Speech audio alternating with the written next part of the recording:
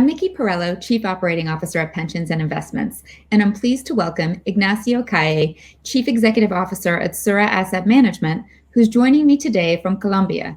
Welcome, Ignacio. Can you tell Hello, us Nikki. about your SURA as well as your role? Sure.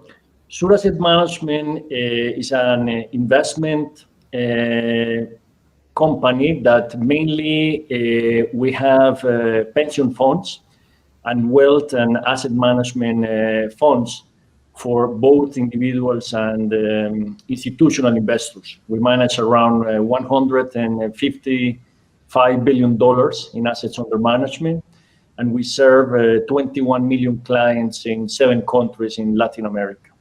And my role, I'm the CEO of the company since 2016.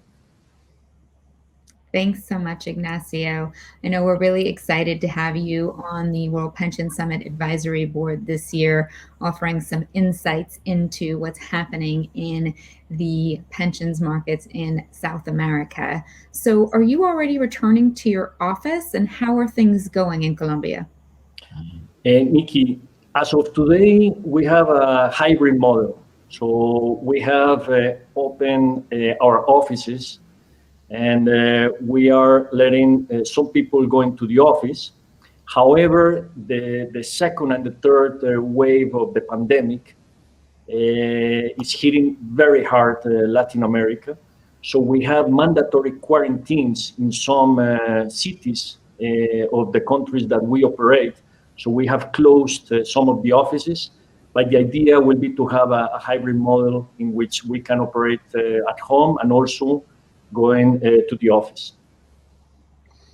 Thank you for sharing that. I think that's what we're hearing in so many parts of the world now. We know that so that the vaccine rollout and the recovery is varying depending upon where you are. But it seems that everyone that we're talking to is looking at how they'll be working a bit differently coming out the other side of the pandemic. So as I mentioned, you're one of our newest advisory board members for the World Pension Summit. Tell me, what are you looking forward to most at the summit in October? Well, Nikki, this is a great opportunity to share with my colleagues the experiences around the world on the most relevant topics related to pension funds. So in this year, I also have the opportunity to participate in one of the panels, which is related to education. And for me and in general, this is a very relevant topic, especially in Latin America, because we have a very low levels of financial education. And this is something that we want to concentrate with universities, with education ministers in different governments in order to improve the financial educations of the different countries, and of course to improve the quality of living of the individuals in this region. So it will be a great opportunity to share with my colleagues on this topic, and of course in many other topics related to the different topics related to the agenda that we have.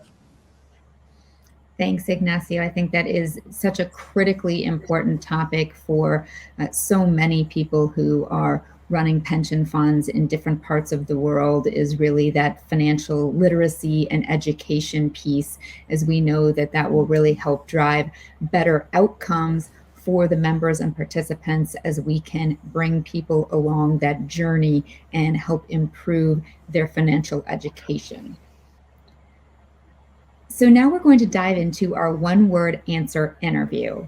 We have 11 questions prepared for you, and you can only answer each of these questions with one word. We understand this might be challenging and that you may need to be creative. The good news is that you have 3 escapes, which give you the following options. 1 answer with no comment in case you prefer not to answer or prefer to opt out of a question. 1 answer clarification. This is your chance to clarify your one-word answer using additional words. And 1 answer change. You can make 1 correction or change 1 answer. Are you ready to begin? I'll try to go with the first option.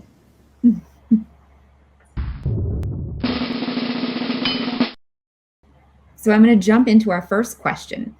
what is going to be the biggest theme for our sector post-COVID-19? Inequality. Very interesting.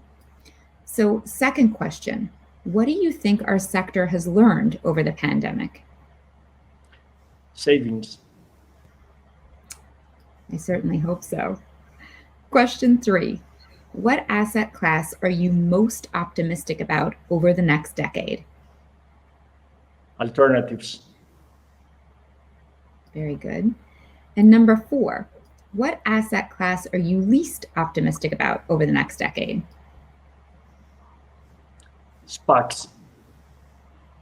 Aha, a popular one now, but maybe not for the long term. So question number 5, what is the biggest challenge to institutional investors? Climate. That is a huge challenge, I think, for institutional investors and many others.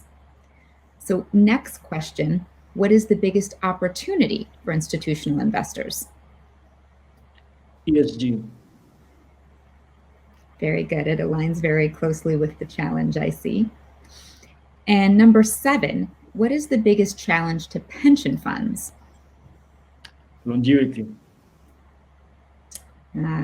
It's very interesting that that is both a challenge and a risk, but also possibly an opportunity. So on that note, what is the biggest opportunity for pension funds? Education. Very good. Touching back on the panel that you're going to be addressing, and I think a critically important opportunity.